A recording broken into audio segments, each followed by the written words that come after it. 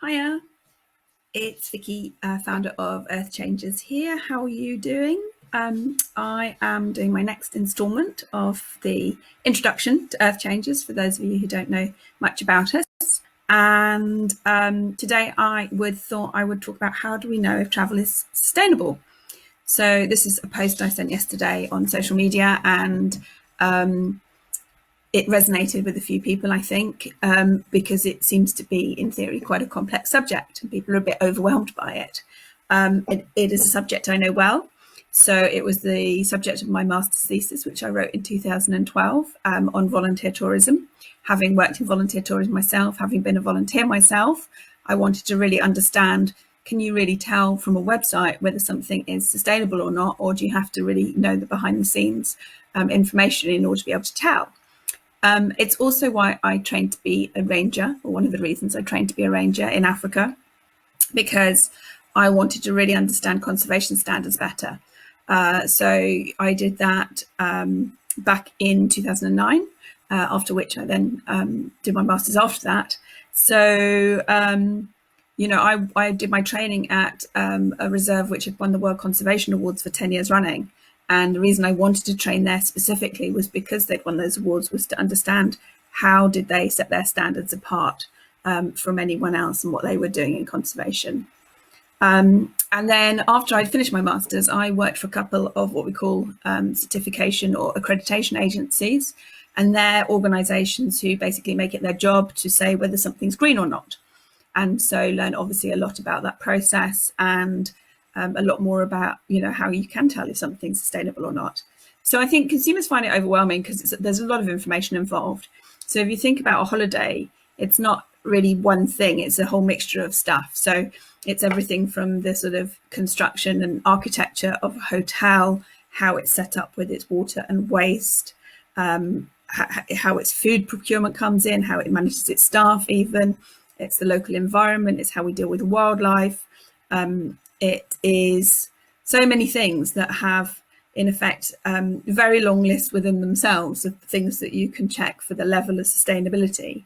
And so what you get is these accreditations or certifications in tourism, which basically put a stamp of approval on and say, yes, we think this is sustainable or not. And some people pursue those standards because it helps them improve their operations. It gives them a guideline to basically say, okay, you need to look at this next, you're not doing so well on this, but you're doing great on this, and it helps them improve their operations.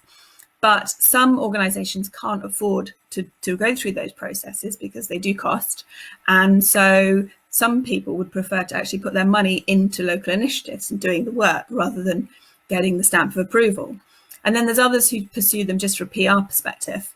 They think it's going to make a difference on their sales, which generally it doesn't, because generally consumers don't know the difference between all the different accreditations. And it's not really surprising because most of the travel trade don't know either. So in tourism, there's about 150 different standards, and some are very sort of destination specific. For example, Costa Rica or Kenya have their own certification standards. And then some are very tourism specific, type specific, sorry. So it's, if they're tourism that actually runs tours, or whether it's a hotel, or for example, it might be glamping or something like that. And then obviously there's things like cruise is a completely different ballpark completely. So why they differ so much, and in the end we end up around the world with 150 of those different certification standards, more than 150 there is now.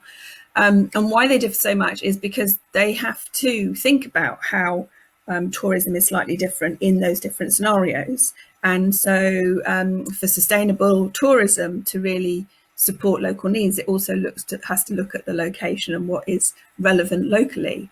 So if you try to incorporate all that into one type of standard, you would either end up with something that is so huge and so complex it's completely manageable, or you would end up with something that gets so simplified that it becomes really sort of meaningless, basically.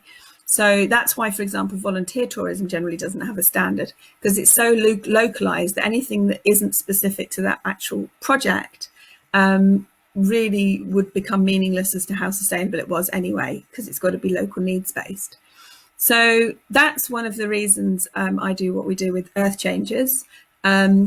We include properties and tours on Earth Change's website who may have some of these certifications or accreditations, but we don't make it obligatory. And we don't make it obligatory because you can have very good organisations who just don't pursue the strategy of following those. And you can have very good organisations that do, and where they do, we list them and we say what they've got, but it's not a prerequisite, basically.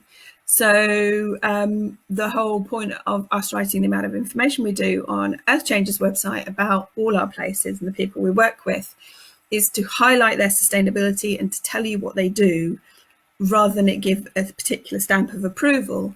It actually just gives you the transparent information about what they actually do. So that's a bit of an insight into how we work. But behind the scenes, we're absolutely looking at all those things like energy waste, water procurement, how they deal with local design issues, staff benefits, training, all the things that make up that tourism recipe we're looking at when we're considering whether they are, good enough to be positive impact and included on the site. And we'll ask them for their impacts and their data on those things to be able to look at how they've developed that and improved that over time. So that's a bit of an insight into what we do and how we work. Let me know if you have any questions. Bye.